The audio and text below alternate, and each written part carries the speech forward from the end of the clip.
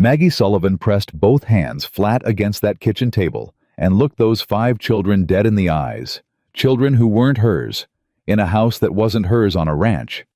She had no business being at, and she said quietly, the way a woman says something she has already decided, and nobody on God's green earth is going to talk her out of, nobody at this table is going hungry tonight, not while I'm standing. Nobody moved. Nobody breathed. And that was the moment everything changed. If this story already has your heart, stay until the very end, because what happens at that dinner table in late July will leave you speechless. And before we begin, I want to ask you, where in America are you watching from tonight? Drop your city in the comments below. I want to see how far this story has traveled. And if you haven't already, please subscribe to this channel and hit that notification bell so you never miss another story like this one. The letter had arrived on a Thursday. Maggie Sullivan read it 3 times, standing at her kitchen counter in Tulsa, Oklahoma, with a cup of coffee gone cold in her left hand, and her right hand pressed so hard against the edge of the counter that her knuckles turned white. It wasn't a long letter. Cole Harper wasn't the kind of man who wasted words. 3 short paragraphs. A ranch in eastern Montana that was falling apart. 5 children who needed someone to cook clean and keep things running. A modest wage. A small room off the kitchen. And 1 sentence at the very bottom that she kept coming back to, the sentence that didn't belong in a business arrangement, the sentence that must have cost him something to write. My children haven't had a real meal since Christmas. She folded the letter, placed it on the counter, and stood there for a long time. The house around her was very quiet. It had been quiet for 11 months. Gerald had been gone 11 months, and in that time Maggie had learned that silence had weight. It pressed down on you in the morning when you woke up and reached across a bed that was too wide. It followed you through rooms that still smelled like someone who wasn't there anymore. It sat across from you at a table set for 1, and it never once had anything kind to say. She was 40 years old. She was a widow. She had no children of her own, a fact that had broken her heart slowly over many years in the particular quiet way that some heartbreaks work not all at once, but in small persistent increments, like water wearing down stone. She had a sister in Tulsa who meant well and called too often and always said the wrong thing. She had a small savings account that wouldn't last another year. She had 2 suitcases, a good cast iron skillet, and a recipe box that had belonged to her mother and her mother's mother before that. And she had somewhere underneath the grief and the exhaustion and the 11 months of silence, a stubbornness that Gerald used to call her greatest flaw and her greatest strength, depending on the day. She picked the letter back up. She read the last line one more time. My children haven't had a real meal since Christmas. She made her decision standing right there at that counter, and she didn't second-guess it, not once, not even on the 2-day train ride north with her 2 suitcases and her cast-iron skillet wrapped in a dish towel. Not even when the Montana landscape out the window started looking like the surface of the moon, vast and dry and unforgiving. And she thought for just a moment, what in the world are you doing, Maggie Sullivan? What in the world are you doing? The Harper Ranch sat at the end of a dirt road that seemed to go on longer than it had any right to. The wagon that picked her up from the station was driven by a boy of about 16 who did not introduce himself, did not ask her name, did not offer to help with her bags, and spoke exactly 4 words during the entire 40-minute ride, "You the cook." And when she said yes, he made a sound that wasn't quite a laugh and wasn't quite a scoff, but managed to communicate both. And then he said nothing else for the rest of the ride. She studied him from the corner of her eye. He sat with his shoulders squared and his jaw tight, the way young men sit when they are carrying something too heavy and have decided that showing it is not an option. His hands on the reins were steady and certain, a boy who knew how to work, who had probably been working since before he should have had to. His eyes stayed on the road ahead with a focus that had nothing to do with the road. She recognized that look. She had worn it herself for 11 months. When the wagon finally stopped in front of the house, she climbed down without waiting for help. The boy Luke, she would learn later. Luke Harper, 16 years old, and the oldest of 5, watched her manage both suitcases without comment, and something shifted in his expression. Something small and involuntary, and then it was gone, locked back behind those careful eyes. Cole Harper was waiting on the porch. He was younger than she'd expected, though the word young felt wrong for a man who looked like he had been through what he'd been through. Mid-40s maybe, with dark hair going gray at the temples, and the kind of face that had probably been easy once back before everything. He was tall, lean in the way working men go lean, not fashionable, but functional, and he held his hat in his hands and turned it in slow circles, the way men do when they are uncomfortable and trying not to show it. "Mrs. Sullivan," he said, "thank you for coming." "Mr. Harper," she said, "thank you for the letter." They looked at each other for a moment, two people who had both lost something large and were both in their different ways, still figuring out how to carry what was left. "The children are inside," he said. "I'd like to meet them," she said. He nodded once, put his hat back on, and pushed open the door. She would think about that moment later, about what she saw when she stepped into that house, and she would understand that nothing in her life had quite prepared her for it, and she was a woman who had thought she'd been prepared for most things. The kitchen was the first room you entered. It was large, with a long wooden table in the center that could seat 8.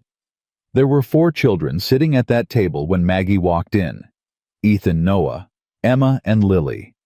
And they were sitting very still, very straight, in the way children sit when they have been told to behave and have decided that behaving means turning themselves into furniture. Ethan was 14, with his father's dark hair and a careful, watchful quality, like someone who had gotten used to reading rooms before entering them fully. Noah was 11 and looked 9 thin, in a way that made something catch in Maggie's chest, with a notebook in front of him, covered in numbers and small, neat writing. Emma was 9 and had positioned herself in the chair closest to her little sister with a deliberateness that told Maggie everything about who Emma Harper was, a girl who had appointed herself a guardian before anyone asked her to. And Lily was 7, the youngest, with a gap where her front tooth used to be, and eyes that were watching Maggie with an openness that the older children had already learned to close off. "Hi," Lily said. "Hello," Maggie said. "You must be Lily. How did you know my name?" "Your father wrote about all of you in his letter." Lily considered this with great seriousness. "What did he say about me?" Cole cleared his throat from somewhere behind Maggie. "Lily, I want to know what he said." "He said you were the youngest." Maggie told her which was the truth, and which seemed to satisfy Lily, who nodded as though this were valuable information. Emma said nothing. She looked at Maggie with the steady, assessing gaze of a child who has learned that adults are not always what they appear to be, and has developed accordingly a thorough and reasonable skepticism. Ethan gave a short nod that was almost formal.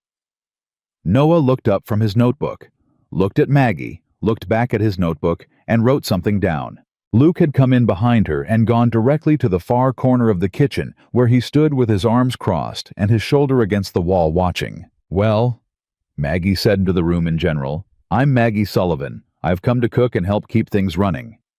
I don't expect you to like me right away, and I'm not going to pretend we're all one big happy family because we're strangers, and that would be dishonest. But I'm a hard worker. I'm a good cook, and I keep my word. That's all I've got to offer right now." Silence. Then Noah looked up from his notebook again. "Do you know how to make biscuits? I've been making biscuits since I was 7 years old. Our last housekeeper burned everything. I don't burn things." He looked at her for a moment longer, then back at his notebook. "Okay," he said, which from Noah Maggie would learn was the equivalent of a standing ovation. Cole showed her to the small room off the kitchen. It had a narrow bed, a window that looked out toward the barn, a wooden chair, and a hook on the wall. It was the most modest room she had slept in since childhood, and she put her 2 suitcases in the corner and sat on the edge of the bed and listened to the sounds of the house around her, the children's voices low and careful, the creak of the floorboards, the distant moan of the summer wind across the Montana flats. And she pressed her hands together in her lap and said under her breath to no one in particular, and to Gerald and to God and to whatever was listening, "All right, here we go." She started dinner that first evening with what she found in the kitchen, which was not much. A heel of bread, some dried beans, a few potatoes starting to go soft, cornmeal, 3 eggs, a small amount of salt pork. She stood in front of those ingredients for a long moment and did the kind of arithmetic she had learned at her mother's elbow. Not the arithmetic of numbers, but the arithmetic of hunger, the calculation of how to feed 7 people with what most people would call not enough.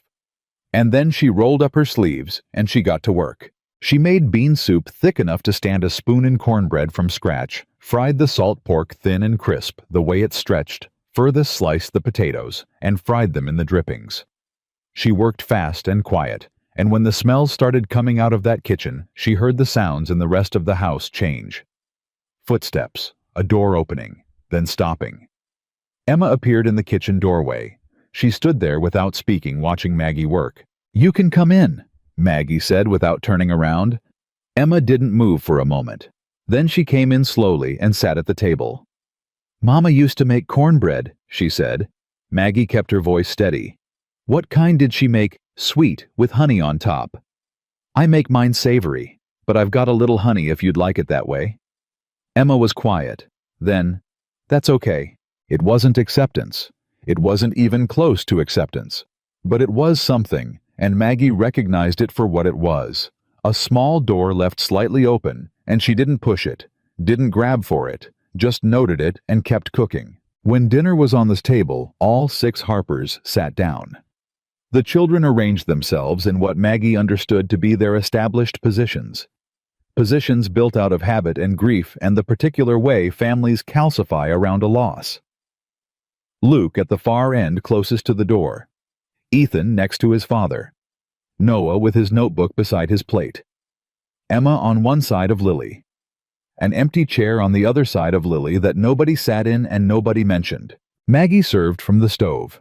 She put food in front of each of them and then sat down herself, and the table was quiet in that particular hungry way, where nobody wants to be the first one to admit how hungry they are. Luke looked at his bowl, looked at Maggie, looked back at his bowl. "There enough?" he asked, and his voice was flat, but underneath the flatness, she heard something she recognized, the old tired arithmetic of not enough, the habit of holding back so the younger ones could have more. "There's plenty," she said. "Eat." He didn't believe her. She could see it. But he picked up his spoon. Lily took one bite of the cornbread and her eyes went wide.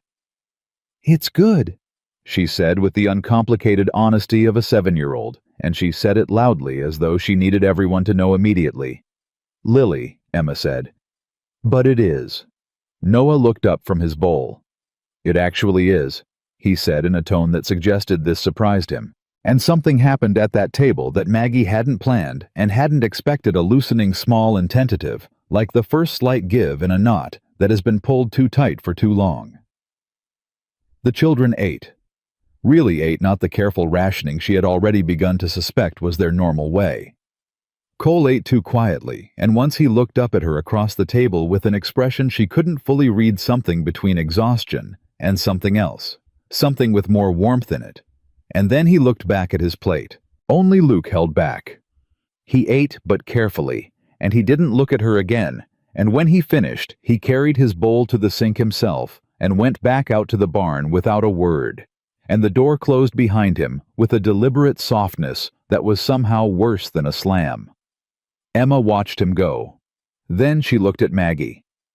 "He's not mean," she said with the careful loyalty of a sister who knows how something looks to a stranger. "He's just—" She stopped, looked for the word. "I know," Maggie said. And she did know. She knew exactly what Luke Harper was. She had been Luke Harper in the months after Gerald died, when grief had clamped down on her so hard that kindness from other people felt like an accusation. She started washing up, and Emma, without being asked, picked up a dish towel and stood beside her. They didn't talk. They didn't need to. The window above the sink looked out toward the barn, and in the low evening light, Maggie could see Luke's silhouette moving inside, feeding the horses, doing the work that needed doing. Doing it alone, because that was the only way he knew how to hold himself together. And she thought, standing there with her hands in the dishwater and Cole Harper's daughter drying plates beside her, that she was going to have to be very patient with this boy. Very patient and very steady and very careful not to reach for him too soon. She was good at patient, she had learned it the hard way. Over the next few days, she learned the rhythms of the ranch. The way you learn a new piece of music slowly, by listening, making small mistakes, and correcting them, beginning to hear the underlying structure beneath the surface sound. She learned that Noah was up at 5 every morning before anyone else, sitting at the kitchen table with his notebook working numbers. She learned that Ethan talked to the horses the way some people talk to friends quietly at length about things that mattered. She learned that Emma had taken over the washing and mending because nobody else had and had been doing it for over a year, and that this was ordinary to her now, which broke Maggie's heart in a way she didn't show. She learned that Lily collected small, smooth stones and kept them in a tobacco tin under her bed, and that each one had a name, and that this was deeply serious business. She learned that Cole Harper rose before sunrise and worked until after dark, and ate whatever was put in front of him without comment, and fell asleep in his chair some evenings before the children went to bed, and that the children, when this happened, quietly put a blanket over him and went to bed themselves, because this too had become ordinary. She learned that there was an empty chair at the dinner table that nobody sat in. She never asked about it. She already knew. On the fourth morning, she was in the kitchen before 5 starting the bread when she heard Noah come downstairs. He stopped when he saw her. "You're up early," he said. "So are you." He came to the table and opened his notebook. For a while they were both quiet, her working the dough, him working his numbers. And it was a comfortable quiet, the kind that means two people have decided they can occupy the same space without it being strange. Then Noah said without looking up from his notebook, "We owe $412 to the bank. The payment's due in 6 weeks." She kept kneading. "Does your father know you know that?" "No, I found the papers." He paused. "I find things." "I reckon you do." "Do you think we're going to lose the ranch?" She thought about how to answer that. She thought about what Gerald used to say, that there were two kinds of lies, the ones that protected people and the ones that abandoned them, and that you had to know which one you were telling. "I think," she said carefully, "that 6 weeks is enough time for a lot to change, if everybody works." He looked up at her then. "You're not going to tell me it's going to be fine?" "I don't know that it's going to be fine. The last housekeeper said everything was going to be fine." "When did she leave?" 3 weeks later. He looked back at his notebook. "I appreciate that you didn't say that." She looked at this 11-year-old boy with his notebook full of numbers, and the particular kind of weariness that children shouldn't have, and she said, "Noah, what's your number for today?" He blinked. "What?" "Best case. What's the best number we could land on today, if everything went right?" He looked at his notebook. The corner of his mouth moved, not quite a smile, but the shape of one. "If we sold the 3 extra roosters and the vegetable garden produced by August, and if Dad got the backfield fenced before the Calhoun cattle crossed again." He was doing it in his head now, rapid and automatic. $40, maybe 45. "Good," she said. "Then let's start there." He stared at her. Then he picked up his pencil and wrote something at the top of the page, and she couldn't see what it was, but she thought later that it might have been the word "start." The summer pressed down heavy on the ranch. The drought that had started in June showed no signs of breaking. The ground cracked. The creek that ran along the eastern pasture slowed to a thin thread. Maggie watched Cole study the sky every evening with the look of a man reading a sentence he already knew the ending of and hoping somehow he was wrong. She started the vegetable garden on the 5th day. It was a patch of ground behind the barn that had been used for something. Once she could see the old furrow marks, but had gone to hard pan. She got the tools from the barn, and she worked it herself, breaking ground in the early morning before the heat set in, working steadily, and without drama. And on the second morning, Luke came out and stood watching her from a few yards off. She didn't look up. She kept working. After about 5 minutes, he said gruffly, "You're going at it wrong. Angle of the hoe. You'll tire yourself out." She stopped, looked at him. "Show me." He looked surprised that she'd asked, surprised that she hadn't argued. He came forward and took the hoe and demonstrated the angle, the weight distribution, the rhythm that made the work easier. He did it with the quiet competence of someone who has been doing physical work for years. And she watched carefully, and when he handed the hoe back, she adjusted her grip and tried it, and it was better, measurably better, and she said, "Thank you." He stepped back. His jaw worked. "Soil's better on the south side of the patch," he said. "Drainage." "Thank you, Luke." He looked at her for one moment long enough that she could see the war going on inside him, the part that wanted to stay closed, and the part somewhere under all that armor that was tired of being closed. And then he turned and walked back to the barn, and she stood in the dirt with the hoe and the morning sun starting to get serious, and she let out a long, quiet breath. Not gone. Not fixed. But something. Lily appeared at her elbow that afternoon while she was shelling beans on the porch. "Can I help?" Lily asked. "Pull up that stool." Lily dragged the stool over and sat and looked at the bowl of beans with the focused seriousness she brought to everything. "You have to pop them like this?" she asked, demonstrating incorrectly. "Here," Maggie showed her. "Like this. See, the seam runs along here." Lily tried it. The bean popped open and she beamed like she'd solved something difficult. "I did it." "You did." They shelled beans together for a while, and Lily talked because Lily was a child who filled silences the way water fills a vessel. And what she talked about moved Maggie in ways she had not been prepared for. She talked about her mother in the matter-of-fact way of a child who is still learning what death means, mixing her mother in with the present tense, sometimes catching herself, correcting, moving on. She talked about her stone collection and the names of each stone, which were serious names, dignified names, names like Margaret and Theodore. She talked about a dog named Biscuit who had died the previous winter and who she missed considerably. "Do you miss people?" Lily asked suddenly. Maggie kept shelling. "Yes." "Who?" "My husband, Gerald." "Did he die?" "He did." Lily considered this. "Do you talk to him still?" "Sometimes." "I talk to Mama," Lily said simply. "She doesn't answer, but I think she hears." She looked up at Maggie with those wide, clear eyes. "Do you think Gerald hears?" Maggie's hands stilled in the bowl of beans. She looked at this 7-year-old girl with her missing tooth and her tobacco tin of named stones, and she said, "I think he does. I have to believe he does." Lily nodded, satisfied, and went back to the beans. And Maggie sat on that porch in the Montana summer heat and thought that she had come here because she had nowhere else to go. Had come here because of 3 short paragraphs and 1 sentence about children who hadn't had a real meal since Christmas, and she had told herself she was coming to work to cook and clean and keep things running. Which was true, all of it was true, and none of it was the whole truth, because the whole truth was something she hadn't let herself think all the way through yet.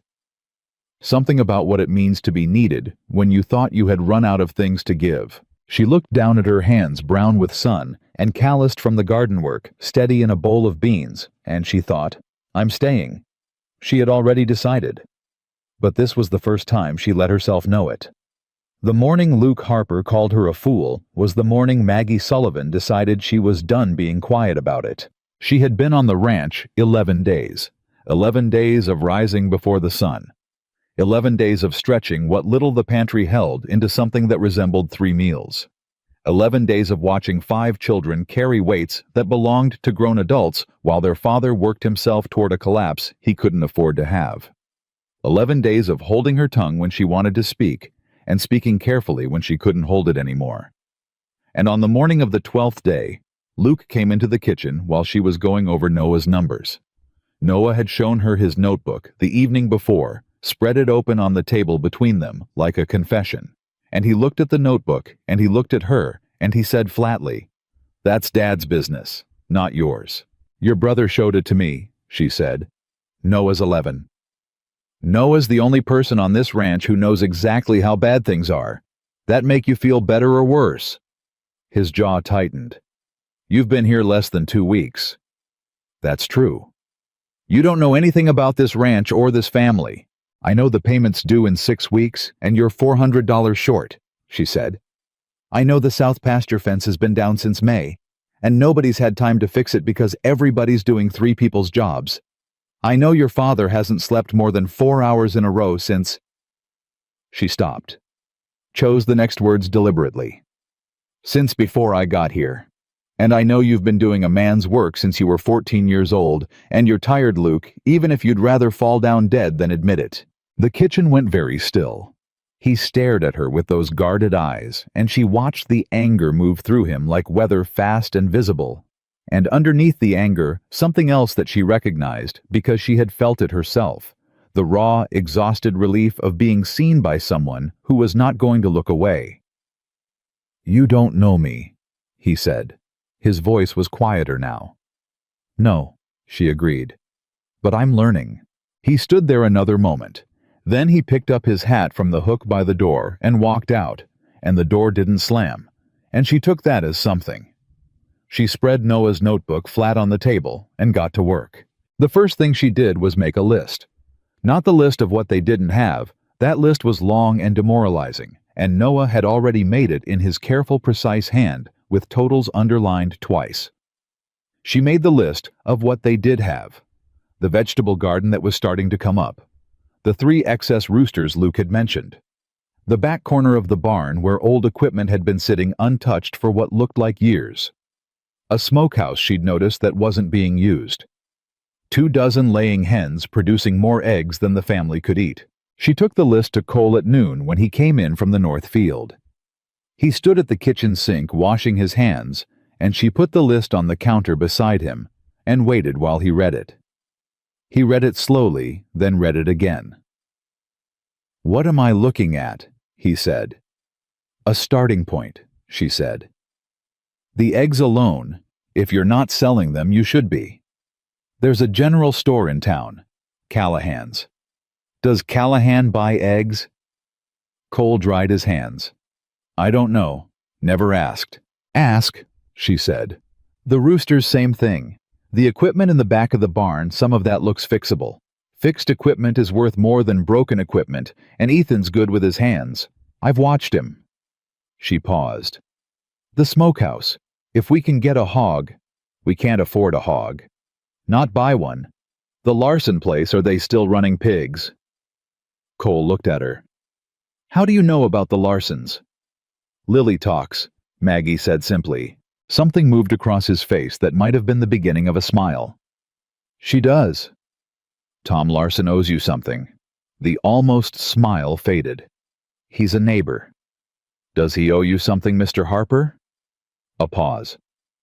"He borrowed my good cutting horse last fall. 3 weeks. Said he'd make it right." "Then go make it right," she said. "A hog or 2 piglets. We can grow them out. The smokehouse works, I checked. Smoked meat sells. I can make it sell." Cole looked at the list. Looked at her.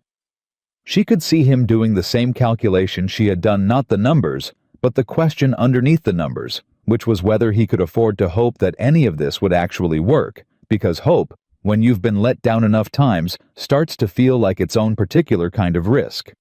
"I'll go see Larson," he said. It was not enthusiasm. It was not even confidence. But it was movement, and movement was what they needed. She was pulling bread from the oven that afternoon when Emma came into the kitchen and stood behind her and said in a voice that was working very hard to sound casual, "Can I learn to do that?" Maggie set the loaf on the rack and turned around. Emma stood with her arms crossed, not defensive exactly, but protected the way she always stood, like a girl who had learned to take up slightly less space than she actually occupied. "The bread," Maggie said. "Cooking, all of it." Emma's jaw was set. "I've been doing the washing and the mending for over a year. I should know how to cook too, in case—" She stopped. "In case what?" Emma looked at her steadily. "In case you leave." The words landed the way honest things land, squarely without softness, and leaving no room for a dishonest answer. Maggie looked at this 9-year-old girl who had appointed herself the family's contingency plan, who was already thinking 3 steps ahead, who had been thinking 3 steps ahead since the day her mother died, and she said, "All right, we start tomorrow morning, 5 o'clock. Emma blinked. "That's early." "Bread doesn't care what time it is." A pause. Then Emma uncrossed her arms. Okay. Emma? Maggie waited until the girl looked at her directly. I'm not leaving. Emma held her gaze for a moment, and the expression on her face was the expression of a child who has been told something they want badly to believe and have decided they cannot afford to yet. Okay, she said again, and went upstairs. Maggie stood in the kitchen and breathed. The days found their rhythm after that, the way days do when enough people are moving in the same direction, even if they don't know it yet. Maggie was in the kitchen by 4:30. Emma joined her at 5 quiet and focused, learning fast, asking good questions, and asking them plainly without the self-consciousness that Maggie had expected from a 9-year-old. The girl had her mother's hands. She'd seen it in the photograph on the parlor wall, wide-palmed and capable, made for work. Noah came down at 5 and opened his notebook and reported the numbers, like a small weatherman reporting conditions, clear or cloudy, or there is a storm coming, and here is what it will cost us. He had started annotating Maggie's suggestions in a separate column, marking which ones were producing results. The eggs were selling at Callahan's 12 cents a dozen, which was not a fortune, but was 12 cents more than they'd had. One of the old plows Ethan had repaired had sold to a farmer 2 miles east for $8. The vegetable garden was coming up faster than Maggie had dared to hope, the tomatoes especially, and she had started putting up preserves with the excess lining them up on the kitchen shelf in their jars, like small bright victories. Cole came back from the Larson place with 2 piglets in the back of the wagon, and an expression that suggested Tom Larson had been more agreeable than expected, and possibly more apologetic. And Lily named the piglets immediately. Biscuit the second, and Theodore and Cole looked at the names, and then looked at Maggie, and said low enough that only she could hear, "Did you tell her to do that?" "She names everything," Maggie said. "I didn't interfere." "Theodore," Cole repeated in a tone of resignation that was losing its battle with amusement. "The other one is Biscuit the second," she said. "Her last dog was Biscuit." "I know." "She's honoring the memory." Cole looked at the 2 small pigs in their new pen, and at Lily, leaning through the fence, telling them the rules, which were apparently extensive, and he shook his head slowly, and for just a moment, his face was the face of a man who had not forgotten quite who he used to be before everything went wrong. Then it closed again, and he went back to work. But she had seen it. The trouble came on a Tuesday the way trouble usually did, without announcement, in the middle of something ordinary.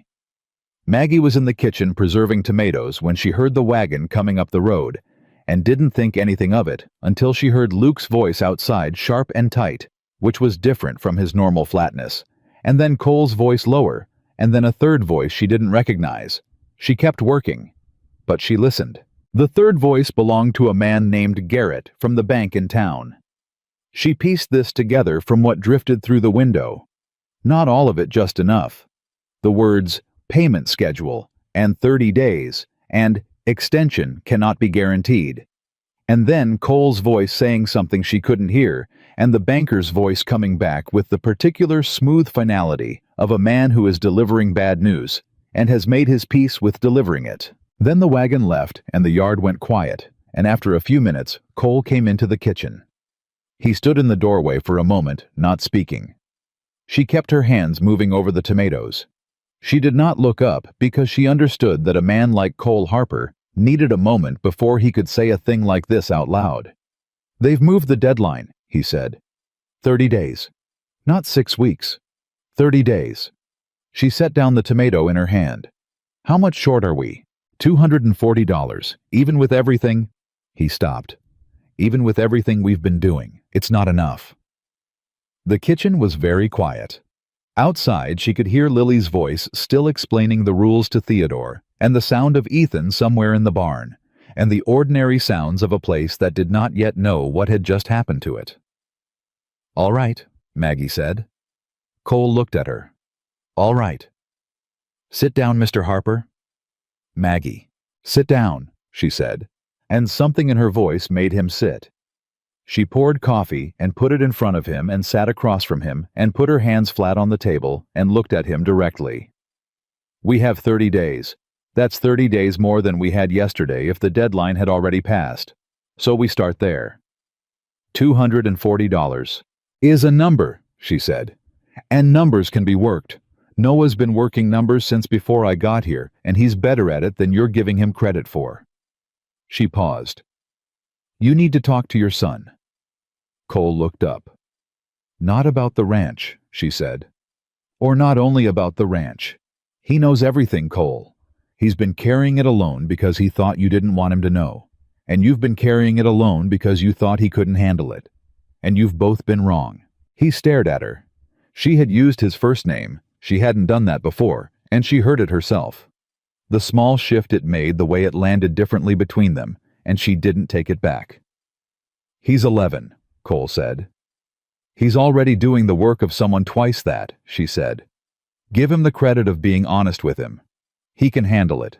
I promise you he can. Cole wrapped both hands around the coffee cup. He looked like a man standing at the edge of something he was not sure the ground would hold him on the other side of. And if it's not enough, he said, if we do everything right and it's still not enough. She looked at him across the table. She thought about what she had said to Noah, that 6 weeks was enough time for a lot to change if everybody worked. She thought about Gerald, about the things she had been sure of and turned out wrong about, and the things she had been sure were impossible and turned out weren't. She thought about what it cost to tell someone the truth and what it cost not to. Then we figure out what comes next, she said. Together. He looked at her for a long moment. Something in his face that she couldn't fully name. Something complicated, something that had not been there 3 weeks ago when she arrived. Something she recognized, even if she wasn't ready to call it by a name yet. Then he nodded once and picked up the coffee. That evening she heard Cole in Noah's room after supper. She wasn't trying to listen, but the walls of the house were thin and voices carried, and she heard Cole say, Son, I need to talk to you about something. And she heard Noah say, with that preternatural steadiness of his, I know about the 30 days. And there was a pause, and then Cole said, How long have you known? And Noah said, 3 weeks. And there was another pause longer. And then Cole said something she couldn't make out, low and rough, and she heard what might have been Cole's hand on Noah's shoulder, and she moved away from the hall and back to the kitchen, and busied herself with something that needed doing. But she was smiling. It was Luke who caught her off guard that night after the children were in bed.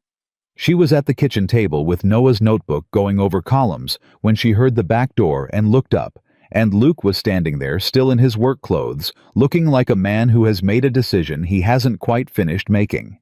The Morrison place, he said without preamble. 3 miles east. They've got a barn raising next Saturday. Community thing. If we go, if we show up and we work, people notice. People talk. He crossed his arms.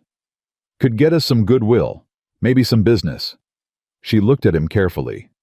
That's a good idea, Luke. I know it is. Whose fence is it going to fix? He looked at her. Then the corner of his mouth moved barely, but it moved. Ours eventually, maybe.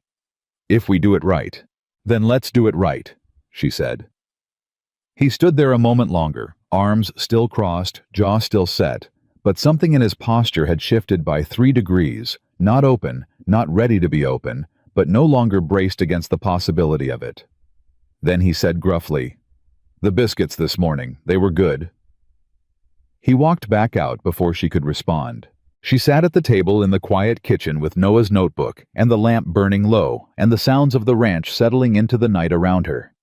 And she thought about the 11 days that had become 25, and the 6 weeks that had become 30 days, and the $240 that stood between this family and losing everything. And she thought about a 9-year-old girl learning to make bread at 5 in the morning, and an 11-year-old boy who had been carrying the numbers alone, and a 16-year-old who had just told her in the only language he currently had available that her biscuits were good. She was not naive.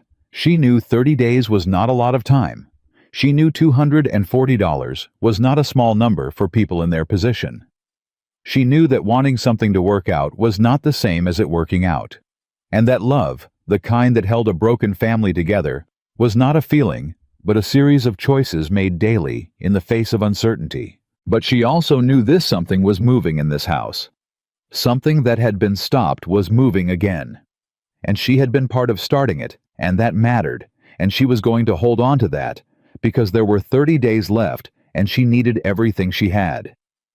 She closed the notebook, turned down the lamp, went to bed, and somewhere between waking and sleeping, she thought she heard Gerald's voice, easy and familiar, the way it used to be on quiet evenings, saying, "There you are, Maggie.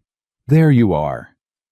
The barn raising at the Morrison place was supposed to be a good day, and it was for the first 3 hours. The Harpers showed up at first light, all 6 of them. Maggie included, with 2 loaves of bread and a crock of preserves she had put up from the garden, because you did not show up to a community event empty-handed, and because she understood in the particular way women who have navigated hard circumstances understand things, that the food you brought said something about who you were before you ever opened your mouth. Luke worked alongside the Morrison men without being asked, fell into the rhythm of it, like he'd been doing it his whole life, which he more or less had. Cole worked the high beams with a steadiness that made the older men nod to each other in that wordless way of people who recognize competence. Ethan handed tools and fetched lumber, and did it fast and right. And Noah stood to the side with his notebook for exactly 15 minutes before one of the Morrison boys pulled him into the work, and the notebook went into his back pocket and stayed there. Emma kept Lily close, and Lily talked to everyone freely and at length with the conviction of a child who has never met a stranger. Maggie sat up at the food table with the other women. This was where the day got complicated. The women of the surrounding ranches were not unkind exactly. They were the kind of polite that has a temperature to it correct on the surface, measuring underneath. She felt them take her in when she arrived, the widow from Oklahoma, the housekeeper, the woman Cole Harper had brought in because he couldn't manage alone. She saw the small adjustments in posture, the exchanged glances, the way one woman leaned toward another and said something low that she wasn't meant to hear but did anyway. Brave of him taking her on. She put her bread on the table and her preserves beside it, and she smiled at the woman directly across from her, a thin, sharp-featured woman named Dora Callahan. Yes, of the general store, Callahan's, she would learn later. And she said pleasantly, "I haven't had a chance to introduce myself. I'm Maggie Sullivan." Dora Callahan looked at her with the careful neutrality of a woman who has decided not to commit to anything yet. "I know who you are. Then you have the advantage of me," Maggie said. "You are a pause, the pause of someone deciding whether being named was an endorsement." Dora Callahan. "Your store's been buying our eggs," Maggie said. "They're good eggs. I appreciate the fair price." Something shifted in Dora's expression. Not warmth exactly, but the beginning of a recalibration. "They've been selling well," she said more carefully. "Customers ask for them by name. Harper eggs." "That's good to hear." The day moved. Food appeared and disappeared. Children ran. Men hammered. The Morrison barn went up faster than anyone had expected, and there was the particular communal satisfaction of a thing built by many hands that could not have been built by few. It was mid-afternoon when Vera Hutchins appeared. Maggie had been vaguely aware of her all day, a woman in her 50s, well-dressed by local standards, with the settled authority of someone who has been the most important woman in a room for long enough that she no longer notices she's doing it. She was Franklin Hutchins's wife, Franklin Hutchins, who owned the bank. She came to the food table with a plate and a smile that didn't quite reach her eyes, and she said, "You must be the Sullivan woman." "I am," Maggie said. "And you must be Mrs. Hutchins." "Word travels." Vera set down her plate. "You've done wonders with the Harper place from what I hear. Cole looks better than he has in 2 years. "He works hard," Maggie said. "All of them do." Vera picked up one of the preserve jars and turned it in her hands, reading the label Maggie had written in her clear, careful hand. "The thing about the Harper place," she said conversationally, "is that it's never going to be what it was before Eleanor died. You understand that? Eleanor." The name landed like something physical. The empty chair at the dinner table had a name. Cole's wife, the children's mother. The person this family had been before the loss remade them, Eleanor. Maggie had known it without knowing it, and hearing it said aloud by this woman in this tone did something to her chest that she kept very carefully off her face. "I don't think anyone's trying to make it what it was," she said evenly. "No," Vera said. "Of course not." She set the jar back down. "I'm sure you mean well. Most people do." The smile returned, the one that sat slightly above its own sincerity. "I just hope Cole isn't depending on things that can't last. It's hard on the children. When people leave." Maggie looked at her steadily. "I'm not planning on leaving." "Well," Vera said pleasantly, "plans change." She took her plate and moved away, and Maggie stood at the food table with her hands very still, and her expression neutral, and something hot and hard moving through her, that she had a great deal of experience managing, and managed now, though it cost her something. Dora Callahan appeared at her elbow. She had been close enough to hear, and she looked at Maggie with an expression that had moved over the course of the day from measuring to something closer to solidarity. "Don't mind Vera," she said quietly. "She's been deciding things about people since 1871, and she hasn't been right as often as she thinks." "Thank you," Maggie said. "Those preserves," Dora said. "I'll buy them, all of them, as many as you can make." It was not a consolation. It was business, which was better. "I'll have 24 jars by next week," Maggie said. "Good." Dora moved off, and Maggie picked up the preserve jar Vera Hutchins had handled, and she straightened the label, and she went back to work. On the wagon home, Luke rode in the back with Ethan and the younger children while Cole drove. The light was going golden and long, the good late afternoon light, and the children were tired in the boneless way of children who have used up all of themselves. Lily already half asleep against Emma's shoulder. Cole drove without talking, and Maggie sat beside him, and for a while the only sound was the horse and the wheels and the wide Montana evening. Then Cole said without looking at her, "Vera Hutchins talked to you." "She did." "She say anything worth repeating?" "No." He was quiet a moment. "She's Franklin's wife. Franklin controls the note on the ranch." "I know." "She say anything about the deadline?" "She said plans change." His hands tightened on the reins. Just barely, she wouldn't have noticed if she hadn't been watching. "She's been waiting," he said low, "since Eleanor died. Hutchins has wanted this land for 20 years. The water rights alone—" He stopped. "If we miss that payment, he won't renegotiate. I know that. He's told me as much, just not in those words." The weight of it sat between them. She felt it not panic, she was past panic, but the clean, cold reality of what they were up against, which was not just debt, but appetite. A man who wanted something and had the institutional power to take it if they gave him the opportunity. "Then we don't give him the opportunity," she said. "Maggie." His voice was very quiet. "We're still $80 short, even with the eggs and the equipment and the preserves. Even with everything." "I know," she said. "I've been thinking about it."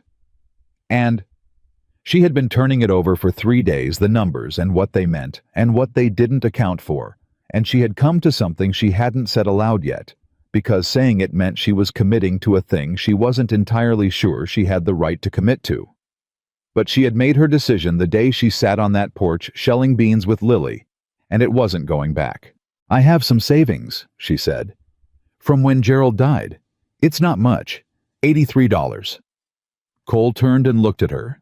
The wagon kept moving the horse knowing the road, and Cole looked at her with an expression she had not seen on his face before, one that had shock in it, and something else that was more complicated. "Maggie, it's a loan," she said, before he could say anything that would make it harder. "Not a gift. You can pay me back when you're on solid ground. I'll write it down if you need me to. We can make it official." "I can't take your savings." "You're not taking them. I'm giving them. Those are different things." She met his eyes. "Cole, if Hutchins gets this land, where do the children go?" The line of his jaw went hard. "Don't. I'm not trying to be cruel. I'm asking a real question because it has a real answer, and you both know what it is." Silence. The wagon moved. Lily murmured something in her sleep. "They'd go to my sister in Billings," he said finally. "She'd take them. But she's got 4 of her own and her husband's. It's not a good situation. Then we solve this, Maggie said, and we do it together. I'm writing down the $83, and we're calling it settled. She looked back at the road. Now. The Morrison barn captain mentioned a livestock auction in Hardin next month. If the piglets are ready. Maggie. The piglets, Cole. He looked at her for another long moment. Then he let out a breath that seemed to come from somewhere very deep. The piglets won't be ready for 3 months at least. Then we plan for 3 months out, she said. And for now, we close the gap with what we have. He didn't say anything more.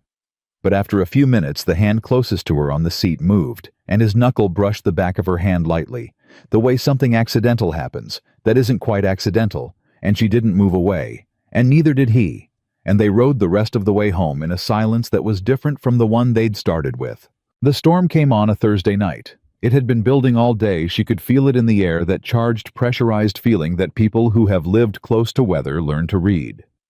By evening, the sky was the color of a bruise, and the wind had gotten serious, and Cole sent the children inside at supper, and didn't come in himself, moving between the barn and the house, with the quick, purposeful urgency of a man preparing for something bad.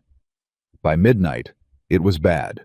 She was awake when the worst of it hit, sitting up in the narrow bed, listening to the sound of the world coming apart in the particular language of a Montana storm, the creak and groan of the structure around her, the percussion of hail on the roof, the wind doing what wind does when it stops being metaphor and becomes a physical force that doesn't care what's in its way.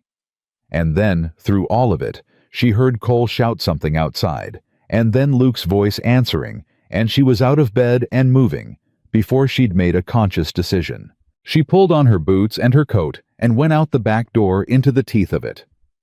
The fence. She understood immediately. The north pasture fence, the one they hadn't had time to fully repair, the one that had been patched but not fixed. She could hear it in the sound from the pasture. The wrong sound, the absence of something that should be there.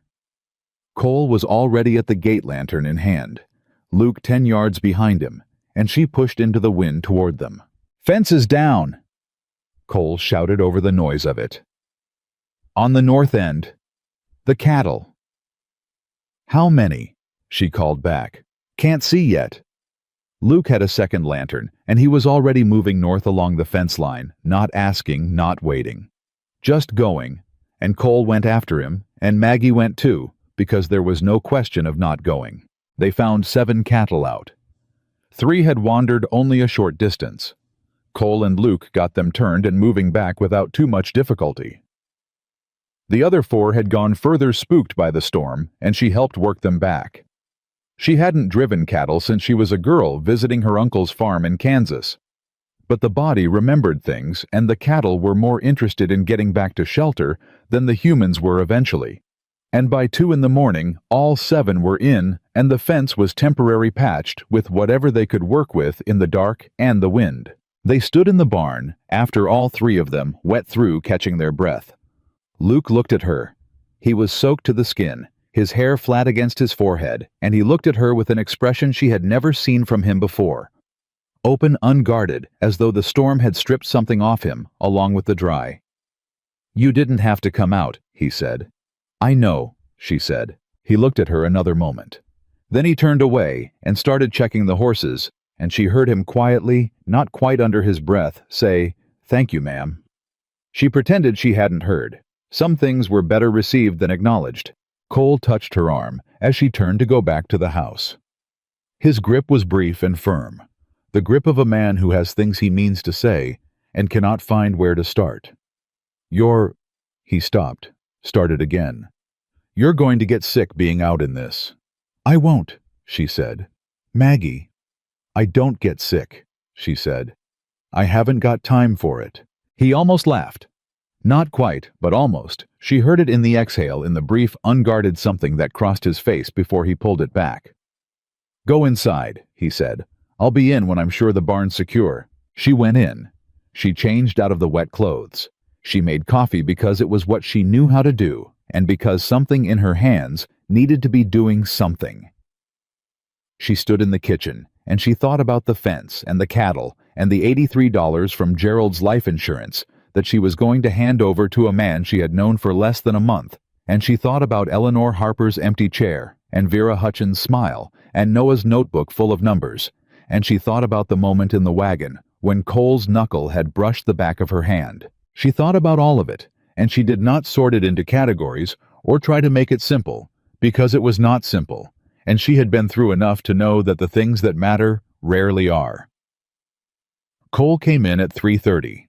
He looked at the coffee on the table and at her sitting across from it with her own cup, and he sat down without speaking and wrapped both hands around the cup the way he always did, and for a while neither of them said anything. Then Cole said, "2 of the fence posts are going to need to be replaced. Real work, not patchwork. That's probably another 2 weeks we don't have." "Luke can do it," she said. "Ethan can help.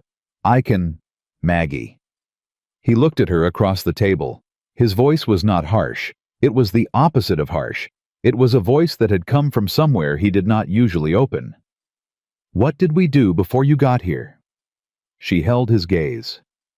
"You managed." "Barely." He set the cup down. "These children, you have to understand what it's been like. Emma stopped talking for 6 weeks after Eleanor died. 6 weeks. She was 8 years old, and she just stopped.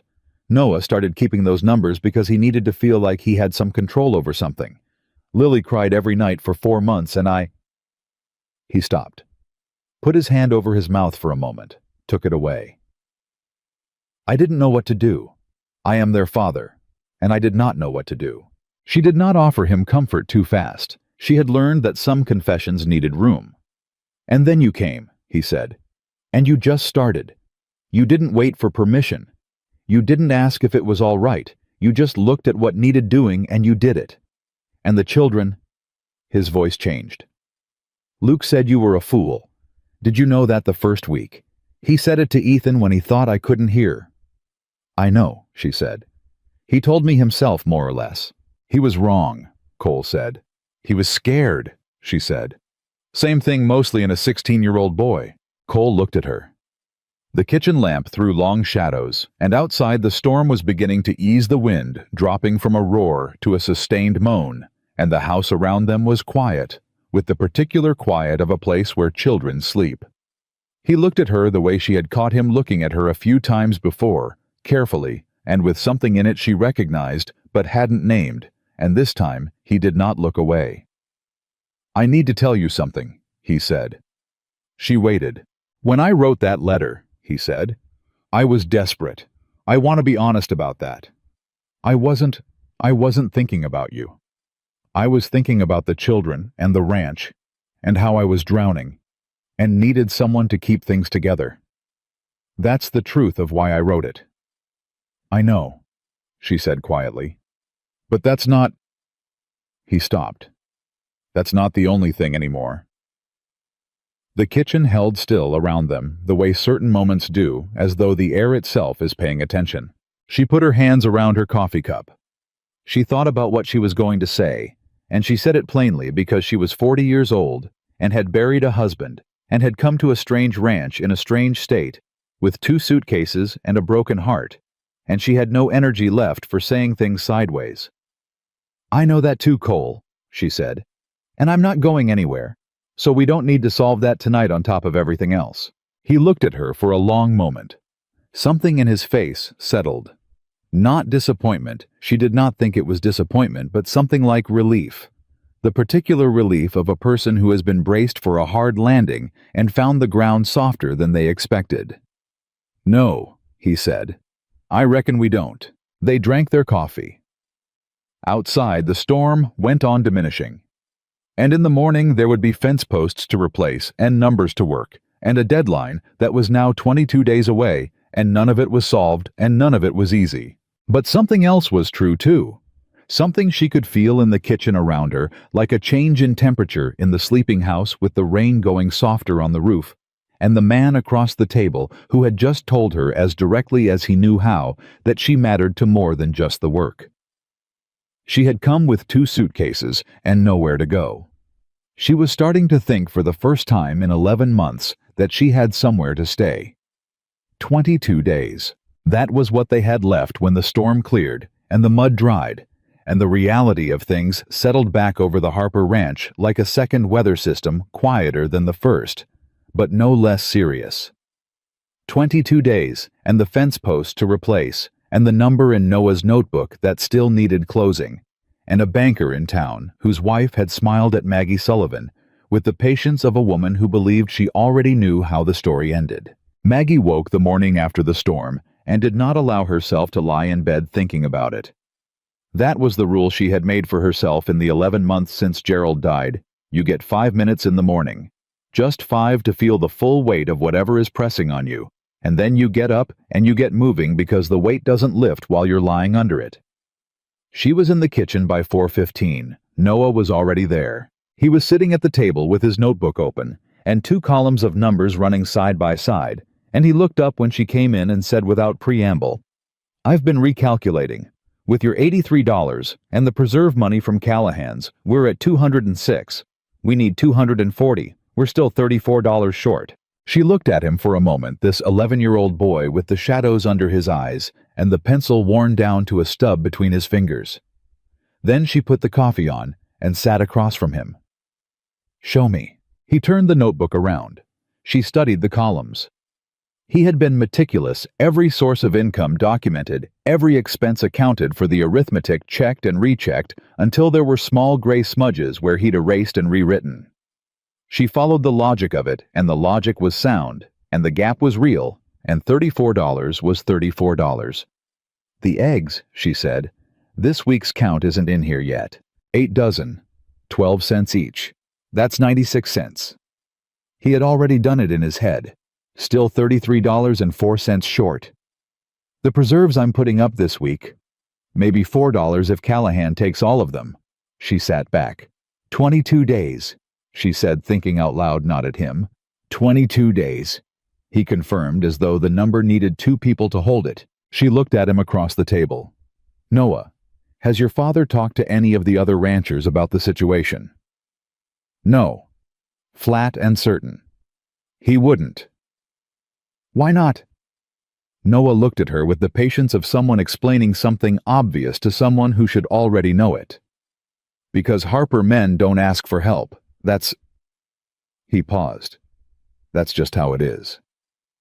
"How's that working out for the Harper men?" He looked at her. Then he looked at his notebook.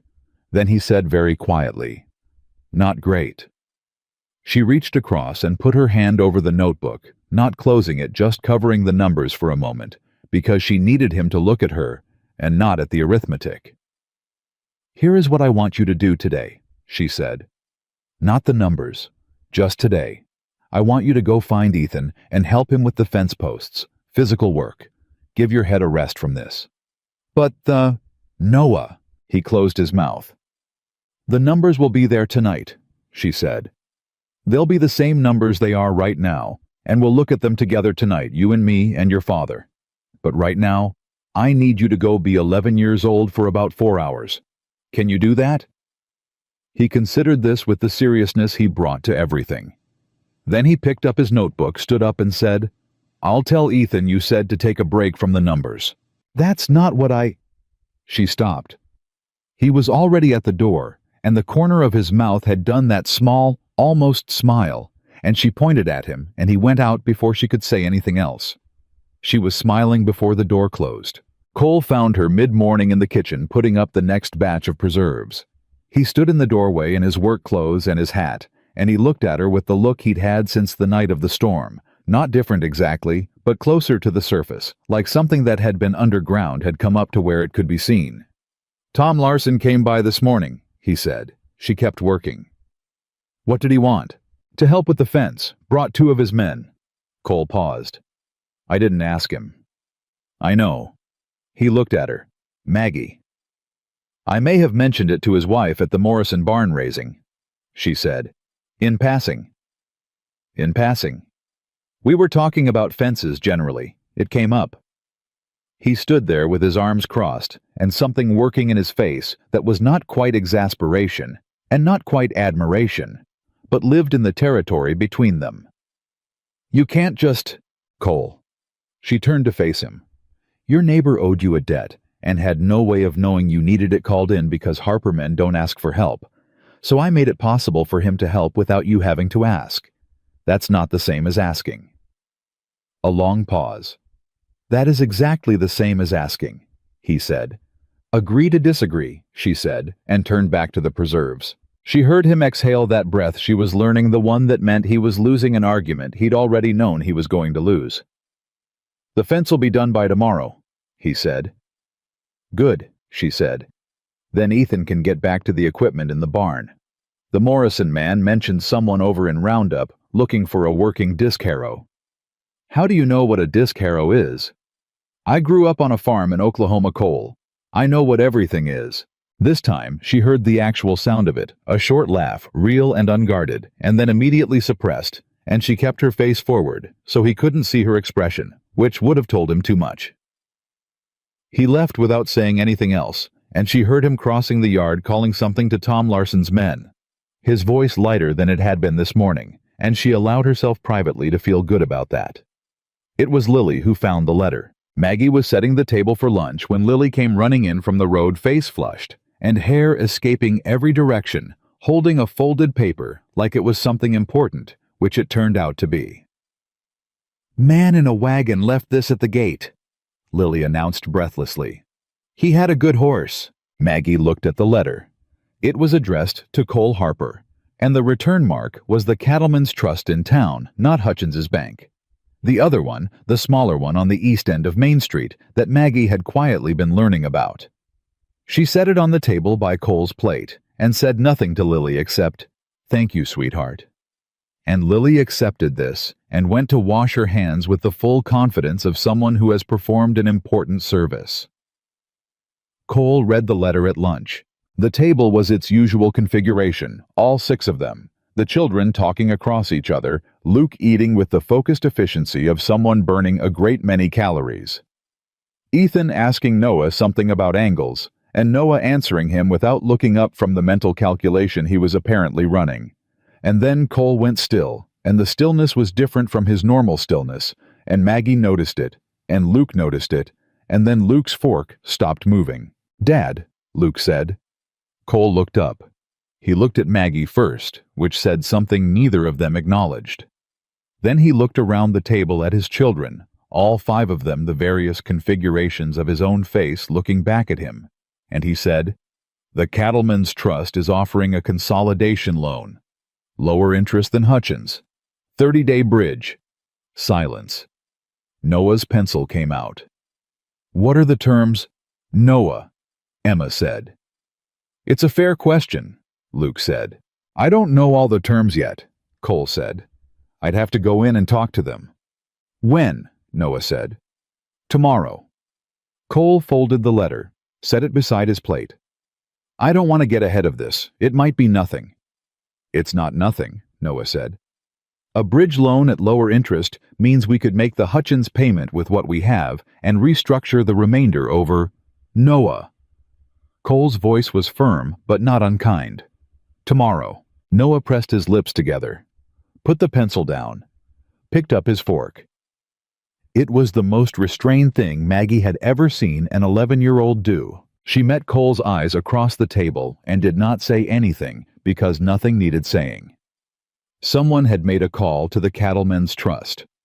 Someone who had been at the Morrison barn raising, making conversation with various people about various subjects.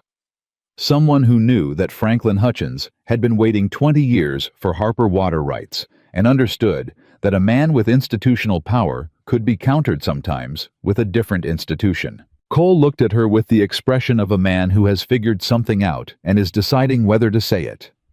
He didn't say it. He picked up his fork. Across the table, Luke watched this exchange, that sharp 16-year-old attention missing nothing, and he looked at Maggie, and she expected him to say something that would need managing, and instead he reached across and filled Lily's glass from the pitcher without being asked, and then went back to his food. And Maggie understood this to be Luke Harper's version of approval. The appointment at the Cattlemen's Trust was the following morning. Cole went alone. He would not be argued out of this, and Maggie did not try, because some things a man needed to do without witnesses. He was gone 3 hours. She kept the children working. There was plenty to keep them working on. Emma and Maggie put up 6 more jars of preserves. Noah organized the equipment sales records into a document he presented to Ethan, with the formality of a bank presenting a quarterly report.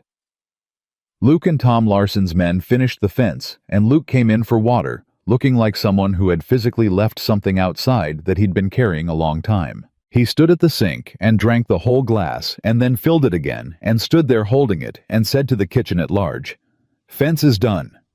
"Good work," Maggie said. Tom Larson's youngest helped. "He's all right." A pause. "Told me they're holding a produce market next Saturday in Billings. Bigger than the local one, more buyers." She looked at him. "How far is Billings?" 4 hours by wagon, 2 by horse." He looked at the glass of water. "If we loaded up the preserves and the excess vegetables and went early, how much better are the prices in Billings?"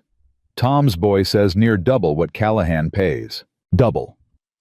She did the arithmetic in her head fast and automatic the way she always did.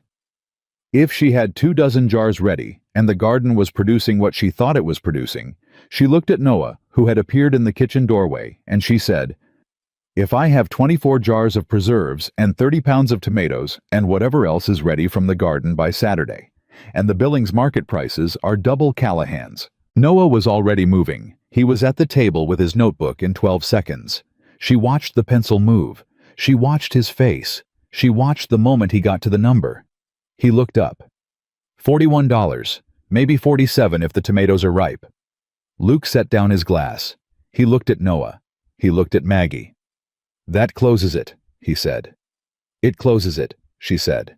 The kitchen held that for a moment the particular held breath of people who have been bracing for a wait and have just felt it shift.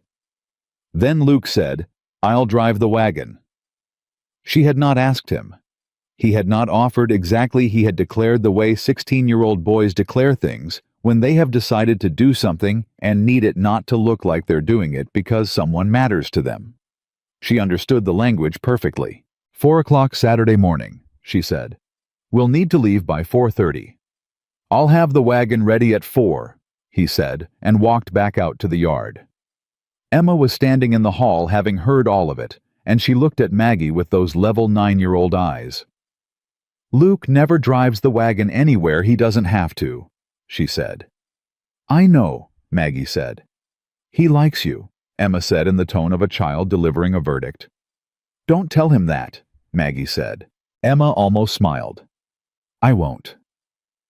She went back to the preserves, and Maggie stood in the kitchen and thought about 4 o'clock Saturday morning and $41 and a 16-year-old boy who had called her a fool on the 12th day. Cole came back from the Cattlemen's Trust at noon. He came in, the back door, hung his hat, stood in the kitchen, and looked at her. The way he had looked at her the night of the storm, directly without the usual careful management of expression, as though something had been decided, and the decision was still warm. "They'll do it," he said. "The bridge loan. Lower interest 30-day extension on top of that, and Hutchins gets paid in full on the due date, so he can't claim a missed payment." She let out a breath she had been holding since the previous morning. "Good." "Good?" he repeated, and then he said, "Maggie, how did the Cattlemen's Trust know to contact me?" She turned to the stove. "Coffee? Maggie. It's a small county coal. Word travels." "You said that word travels," he said. "At the Morrison barn raising, when Vera Hutchins said it to you." He paused. "You went to the Cattlemen's Trust yourself, didn't you, before the barn raising?" She poured coffee, put it on the table, sat down, looked at him. "I went to the bank the first Friday after I arrived," she said level. "I asked some questions. I learned some things about who holds notes in this county and who has been waiting for certain ranchers to miss payments and why. And I learned that the Cattlemen's Trust has been looking to build a larger client base and has reason to move on opportunities quickly." Cole looked at her. "I may have suggested," she said, in passing to Mr. Aldrich at the Cattlemen's Trust, that the Harper Ranch was a sound investment, and that if his institution were interested in demonstrating goodwill to the ranching community, the timing might be favorable. The kitchen was very quiet.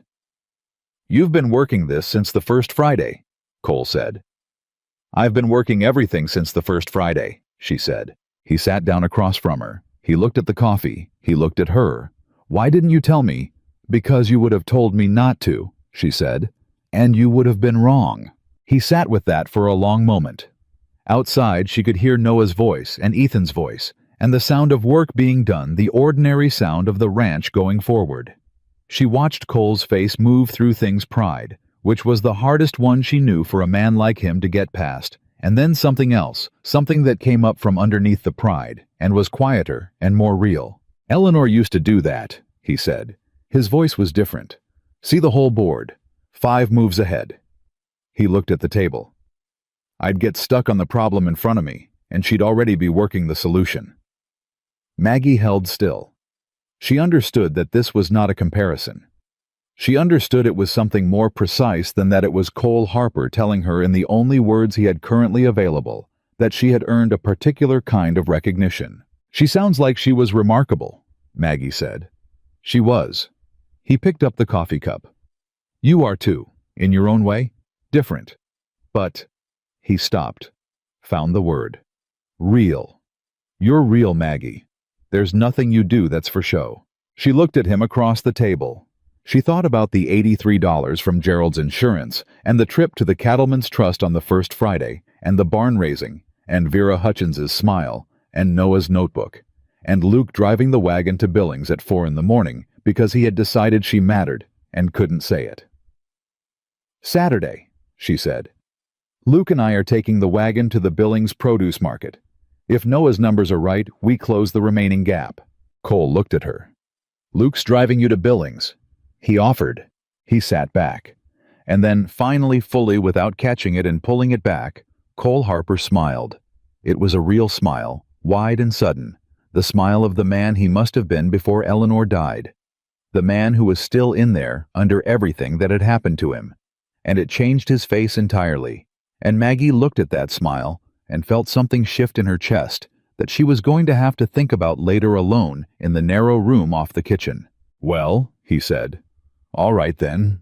Saturday came early and cold, and Luke had the wagon ready at 3:55. She came out in the dark with the first load of preserves, and he was there already waiting, and he took the crate from her without a word, and loaded it with a competence that told her he'd been thinking about how to pack it efficiently, which meant he'd been thinking about it before he went to bed. They loaded in silence, the good working silence. 8 crates of preserves and 2 of vegetables, and 1 of the early squash she'd been watching for a week. When they were done, he offered her a hand up onto the wagon seat, which he had never done before, and she took it, which was its own kind of conversation. They rode in silence for the first hour, the dark road unfolding ahead of them, the horse steady, the world very quiet at that hour. And then Luke said, without looking at her, "I said something to Ethan, in the first week, about you." "I know," she said. He was quiet. "I was wrong. You were scared," she said. "It's the same thing when you're 16. He looked at the road. His jaw worked. "My mother used to say that. That scared and wrong aren't the same thing. That you don't get to excuse behavior with feelings." She sounds like she was a smart woman. She was. His voice was steady, but only just. "She would have..." He stopped. "She would have liked the way you run the kitchen." She was serious about the kitchen. Maggie sat with that. She understood the enormity of what he had just given her, and she did not diminish it by responding too quickly. She let it settle the way something precious settles when you set it down carefully. "Tell me about her," Maggie said. "Eleanor." He looked at her. She could see the surprise in his profile, that she knew the name, that she had said it plainly, without hedging the way people usually hedged around the dead. And then Luke Harper, who had called her a fool on the 12th day and thanked her quietly in a storm, and driven a wagon to Billings at 4 in the morning, opened his mouth and started to talk about his mother. And he talked for 2 solid hours while the Montana dawn came up around them, and Maggie listened to every word. They made $44 at the Billings market. The gap was closed. The morning Cole Harper walked into Franklin Hutchins' bank with $240 in a sealed envelope, Maggie stayed home and made biscuits. She did not go because Cole had not asked her to go, and he had not asked her to go because this was the one thing he needed to do himself, without witnesses, without backup, without the particular comfort of having someone steady beside him. She understood that. She had learned over the course of the summer the precise geography of what Cole Harper needed help with and what he needed to do alone. And this walking into that bank, putting that envelope on that desk, looking Franklin Hutchins in the eye, this was the alone kind. So she made biscuits. She made 3 dozen, because the children were home, and they would eat them fast, and because her hands needed to be moving. Lily sat on the counter the way Maggie had started, letting her sit, legs dangling, watching the process with the focused attention she gave to things she considered important. "Is Dad going to be okay?" she asked. "Yes," Maggie said. "Are we going to lose the ranch?" "No." Lily swung her legs. "How do you know?" Maggie looked at her. "Because we did everything right," she said. "And sometimes when you do everything right, the thing you're fighting for holds." Lily considered this with the seriousness that was her nature. "And if it doesn't hold? Then you were still right to fight for it," Maggie said. "And you figure out what comes next." Lily reached into the bowl and pinched off a small piece of dough and put it in her mouth, which she had been told not to do twice before and was apparently still doing. Maggie looked at her.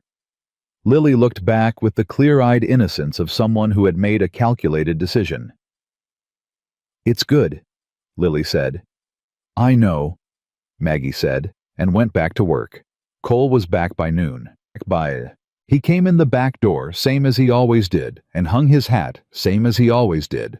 And for one terrible second, she couldn't read his face, because his face was not doing what she expected it to do, which was smile. And then she understood that the expression on his face was something past relief, something that didn't have a simple look to it, because it was made of too many things at once. He put the empty envelope on the kitchen table. He sat down. He pressed both hands flat on the table and looked at them. "It's done," he said. She put the biscuit tray down and sat across from him. "How did Hutchins take it?" Cole looked up. "He was perfectly pleasant," he said with a precision that told her exactly how pleasant Hutchins had been. "Shook my hand. Said he was glad the ranch was staying in the family. Said if I ever needed anything." He stopped. He knew. About the Cattlemen's Trust. About the bridge loan. He knew everything. "Of course he did," she said.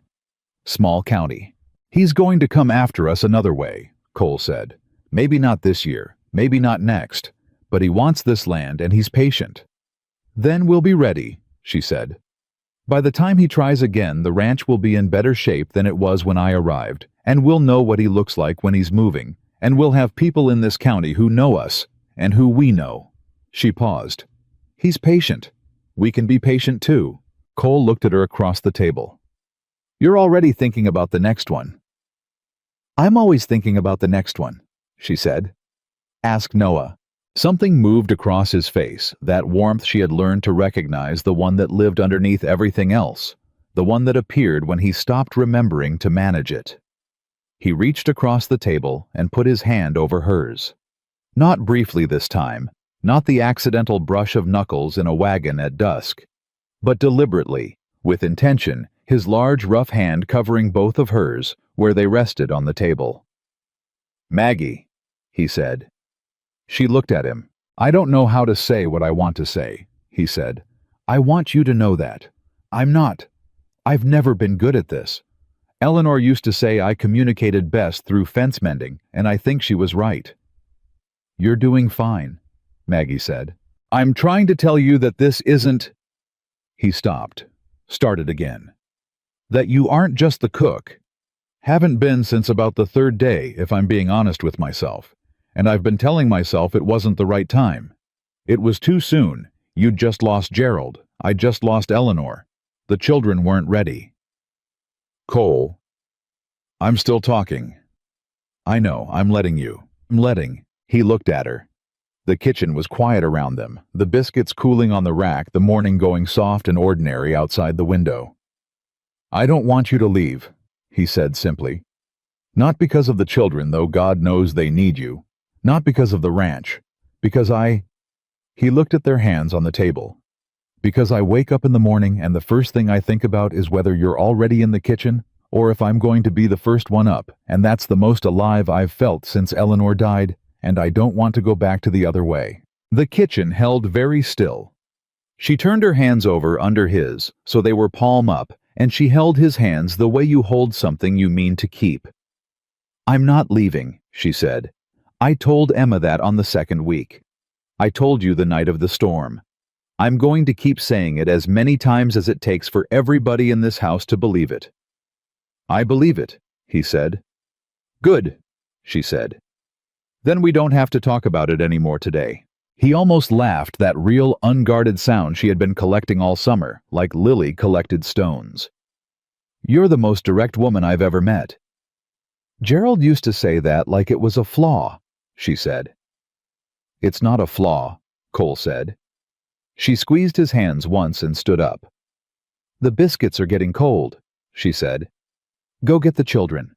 He went, and she stood at the stove, and she thought about Gerald, who she would love until she died, and she thought about the narrow bed in the room off the kitchen, where she had lain awake so many nights listening to the house, and she thought about the distance between grief and living that had seemed for 11 months in Tulsa, like a country with no border crossing, and she found that she was on the other side of it without quite knowing when she had crossed. She was smiling when the children came in. The summer supper happened on Labor Day weekend, and it was not Maggie's idea. It was Lily's. Lily had announced approximately 2 weeks after the bank payment that they should have a party. She said this at breakfast with the authority of someone who has thought about it for a long time and is now simply informing the others of the plan. "A big dinner," she said. "Outside, with neighbors, and music." Emma looked at her. "We can't afford—" "I'll help cook," Noah said, and then looked surprised at himself. "The garden's got more than we can use," Luke said to the table, not to anyone in particular. Cole looked around at his children and then at Maggie and said with a helplessness that was almost purely affectionate, "I suppose we're having a party." The preparation took a week. It was the best week Maggie could remember in a very long time, which surprised her because it was also the most work.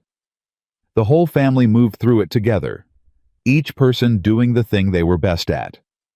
Luke and Ethan building tables from barnwood, Cole handling the logistics of who to invite and how to get word out, Noah creating what he called a resource allocation plan, which was a list of who was bringing what and what it cost, Emma taking charge of the linens and the setting up with a precision that would have impressed a hotel manager, Lily doing what Lily did, which was talk to everyone about everything and generate enthusiasm wherever she went. Maggie cooked. She cooked for 3 days in the good, serious way, the way her mother had cooked for events that mattered, methodically from the back of the menu. Forward the things that kept well first, then the things that needed to be fresh. She made 4 kinds of pie. She made 2 pots of her bean soup, the thick standing spoon kind, and roast beef with the good drippings, and cornbread sweet, this time with honey on top for Emma, who had asked once and never asked again. She made biscuits, of course. She always made biscuits. On the evening before the supper, Emma came and stood beside her at the stove, without saying anything, and Maggie handed her a spoon, without saying anything, and they worked side by side in the quiet kitchen, and after a while, Emma said, "I've been thinking about something." "Tell me," Maggie said. "I was angry when you first came," Emma said. "Not at you. Just angry that we needed someone. Angry that things were bad enough that Dad had to write a letter to a stranger." She stirred the pot steadily. "I thought if someone came and helped it meant we'd failed." "You hadn't failed," Maggie said. "I know that now." She kept stirring. "But I thought it then, and I took it out on you." She looked at Maggie. "I'm sorry for that." 9 years old, Maggie thought. 9 years old and already doing the kind of accounting of herself that some people never get to. "Emma," she said, "there is nothing to apologize for. You were protecting your family. That's who you are." "Is it a good thing?" Emma asked. "It's a very good thing," Maggie said. "It just needs company." Emma thought about this. "Company like you. Company like everyone in this house," Maggie said. "You don't have to protect them alone anymore. That's what I came here to be. Not a replacement. just someone else on your side." Emma set down the spoon. She put her arms around Maggie's middle, which she had never done before, quickly and without preamble, and then stepped back and picked up the spoon again, and went back to stirring as though nothing had happened, and Maggie stood very still for a moment, because she needed a moment. "The cornbread's going to burn," Emma said. "It absolutely is not," Maggie said, and checked it anyway. The supper came. The yard filled up in a way that made the ranch look like a different place, fuller, louder, more alive than it had any right to be after the summer it had been through. Tom Larson and his family came. The Morrison family came. Dora Callahan came, which mattered to Maggie in a way she didn't explain to anyone. Neighbors came who she hadn't met yet. People who had heard about the Harper Ranch and the widow from Oklahoma, and the summer that had somehow turned itself around. And they came because in a community like this one, the survival of one ranch was the survival of a story that everyone needed told. Vera Hutchins did not come. Maggie noticed and said nothing. Luke managed the fire and the meat with the efficiency he brought to everything physical, and he did it without being asked and without needing direction. And at one point, Tom Larson's oldest son said something to him that made him laugh. A real laugh, unrehearsed and sudden, and Maggie, who was carrying a dish across the yard and happened to see it, had to stop for a moment because she had not heard Luke Harper laugh before, and it was a remarkable thing, wide and bright. His mother's laugh probably, she thought, or his father's from before. Noah wore his notebook in his back pocket even at the party. She noticed this, and she caught his eye, and he shrugged, which was Noah. For some things you just do, and she nodded, which was her, for I know, and they understood each other perfectly across the crowded yard. Ethan played the fiddle. She had not known this. None of them had mentioned it, and she would ask Cole later how she had been on the ranch an entire summer without knowing Ethan played the fiddle, and Cole would say with some embarrassment that Ethan hadn't played since Eleanor died. And she would understand then the particular weight of the moment when Ethan pulled the fiddle out of the barn loft where it had been sitting for 2 years and tuned it quietly by the barn door while people were still arriving, and drew the bow across the strings, once soft and tentative, as though asking a question. The question got answered. He played for 2 hours. Old songs, fiddle songs, the kind that sit in people's feet and won't be still. And the yard that had been standing around became a yard that was moving, and children ran between adult legs, and Tom Larson's wife danced with her husband, and Lily dragged Noah onto the grass and made him dance with her, which he did with the expression of someone participating in a moderately dignified scientific experiment. Maggie stood at the edge of it and watched, and let herself have it, all of it. The full weight of the evening. The table covered in food, the neighbors, the fiddle, the 5 Harper children moving through it all, like they belonged to themselves again. Like summer had given something back to them that winter had taken. Cole came and stood beside her. He didn't say anything for a while. They stood together and watched Ethan play and Lily dance and Luke lean against the fence post with something loose in his posture that hadn't been there in July. And after a while, Cole said quietly, "I want to say something to everyone. Before the evening's over." "Then say it," she said. "Will you stand with me?" She looked at him. Yes. He stepped forward into the middle of the yard, and the fiddle slowed and stopped, and the yard went quiet in the gradual way of a crowd finding its attention drawn to one place. And Cole Harper stood in the middle of the people who had been his community for 20 years, and he took off his hat, and he spoke. He thanked them for the barn raising. He thanked Tom Larson by name. He thanked Dora Callahan by name. He thanked the Cattlemen's Trust, which produced a reaction from the crowd that told Maggie how well everyone understood the subtext. He talked about the summer plainly, and without drama, the way Cole talked about everything, the debt and the storm and the fence and the work, and what it had meant that people had shown up. And then he looked at Maggie. The yard went very still. "Most of you know that I wrote a letter in June," he said, "to a woman in Tulsa, Oklahoma, a widow. I wrote it because I was desperate and I needed someone to keep things running, and I want to be honest about that because she deserves honesty." He paused. What I didn't know, what I couldn't have known, was that the woman who wrote back was going to come here and look at this broken-down ranch and these 5 scared children and decide without anyone asking her to that we were worth staying for. The yard was completely quiet now. Maggie felt the attention of 20 people, and she stood steady under it because she had stood under harder things.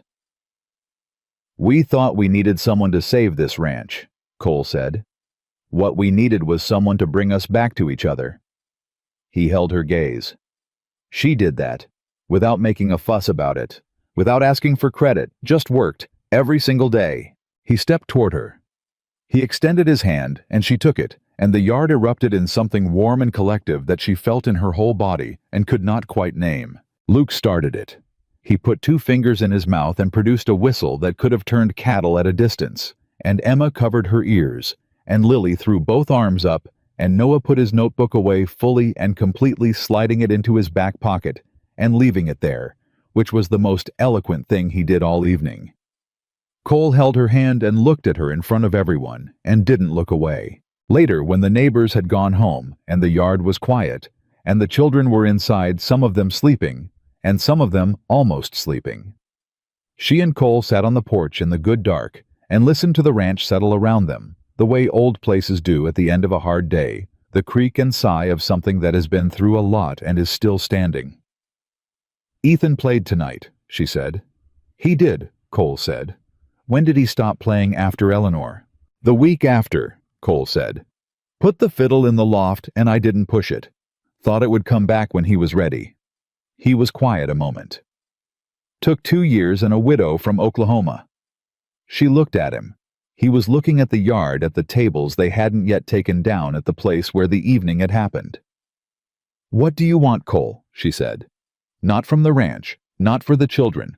What do you want?" He turned and looked at her. The directness she had brought to his table all summer was being returned to her now, and she received it without flinching.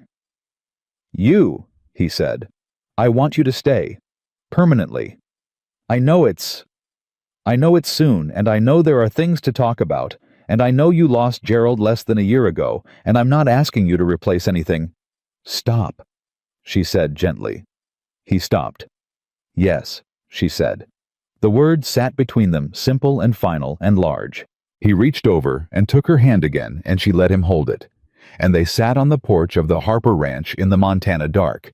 And the summer that had started with a letter and a desperate man and a widow with nowhere to go had become something neither of them had planned for, and both of them needed. Inside the house, Ethan's fiddle sat out on the kitchen table for the first time in 2 years.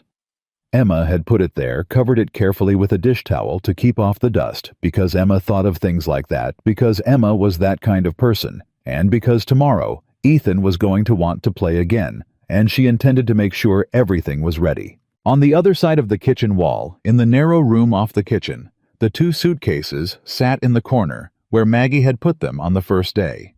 They had not moved all summer. They would not move again. In the morning there would be tables to put away, and dishes to wash, and numbers to look at, and a ranch to run, and 5 children to feed, and a banker in town who was patient and could be waited for, and all of it was real, and none of it was easy, and every single day of it was worth showing up for. That was the thing about the Harper Ranch in the summer of that year. Nobody was saved. Nobody was rescued. A woman had arrived with 2 suitcases, and a broken heart, and a broken family had kept going, and they had worked every one of them every single day, and at the end of it they were still standing and holding on and home.